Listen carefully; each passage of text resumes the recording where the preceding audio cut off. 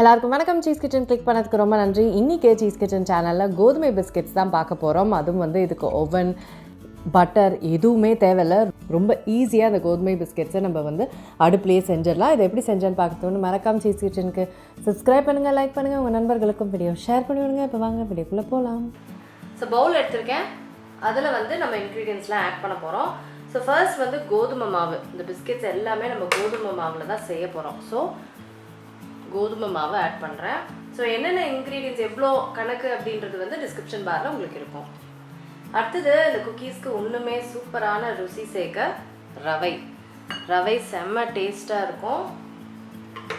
அடுத்தது desiccated coconut. இது வந்து நல்ல ஒரு அந்த நட்டி ஃப்ளேவர் கொடுக்கும் குக்கீஸ்க்கு. இது வந்து நான் துருவின தேங்காய் யூஸ் பண்ணலாமான்னா கண்டிப்பாக யூஸ் பண்ணக்கூடாது. அது ரொம்ப நாள் நிலைக்காத ஒரு மாதிரி தண்ணி பதமாக இருக்கும். ஸோ டெசிகேட்டட் கோகோனட் தான் நம்ம யூஸ் பண்ணணும். அதுக்கப்புறம் ஏலக்காய் பொடி. உங்களுக்கு வேணால் நீங்கள் வெனிலா எசன்ஸ் கூட சேர்க்கலாம். பட் நான் இன்றைக்கி ஏலக்காய் பொடி தான் சேர்க்குறேன். ஸோ எல்லாத்தையும் நல்லா மிக்ஸ் பண்ணிக்கலாம்.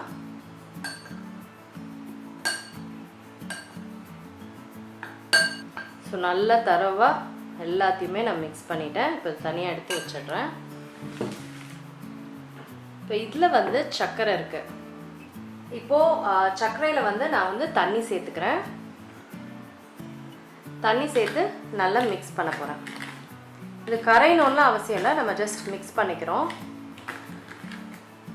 இப்போ இது தனியாக எடுத்து வச்சிடலாம். ஸோ இந்த மிக்சர் இருக்கு இல்லைங்களா, இதில் வந்து நான் எண்ணெய் சேர்க்க போகிறேன். எண்ணெய் வந்து 6 டேபிள் ஸ்பூன் எண்ணெய் சேர்க்க போகிறேன்.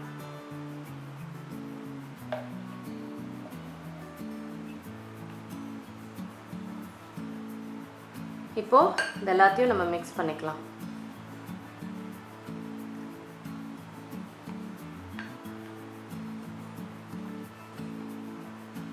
மிக்ஸ் பண்ணும்போது நம்மளே வந்து பேட்டர் வந்து இந்த மாவு வந்து ஒட்டிக்கிறத நம்ம பார்க்க முடியுது இல்லைங்களா, இந்த மாதிரி தான் இருக்கணும்.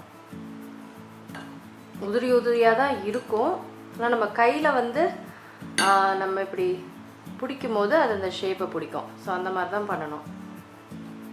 ஸோ அடுத்தது இந்த சர்க்கரை தண்ணி இருக்கு இல்லைங்களா, அதை வந்து நான் கொஞ்சம் கொஞ்சமாக சேர்க்க போகிறேன்.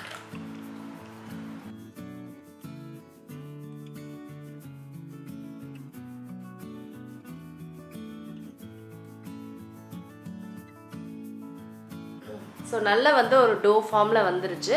இப்போ இதை வந்து நம்ம உருட்டி நம்ம பிஸ்கெட்ஸ் வந்து ஷேப் பண்ண ஆரம்பிக்கலாம்.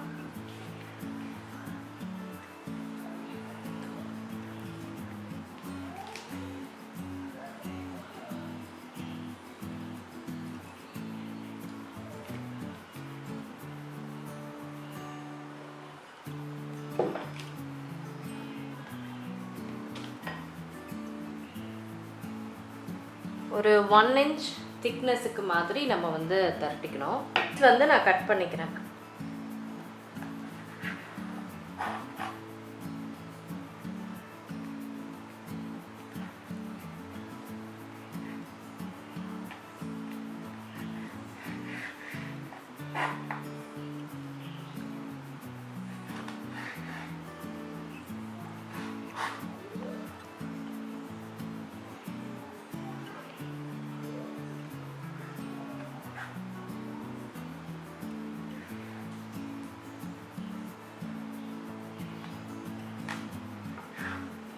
ஸோ இதில் பார்த்தீங்கன்னா நம்மளுக்கு 4 பிஸ்கெட்ஸ் கிடைக்குது.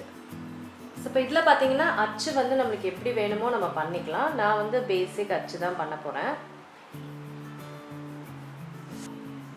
சும்மா இந்த பேசிக் ஆனால் அச்சு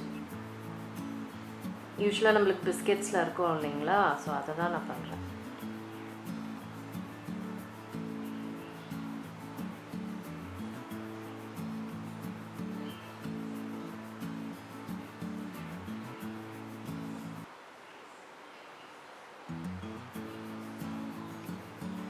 ஸோ இந்த மாதிரி நான் எல்லா குக்கீஸ்க்கும் நான் பண்ண போகிறேன், பிஸ்கெட்ஸ்க்கும் பண்ணிவிட்டு நம்ம வந்து ஆயிலில் ஃப்ரை பண்ண போகிறோம். எண்ணெய் சூடாகிடுச்சு. இப்போ பிஸ்கெட்ஸை வந்து வறுக்க ஆரம்பிக்கலாம். ரொம்ப ஹாட் ஆயிலில் நம்ம ஆட் பண்ணக்கூடாது.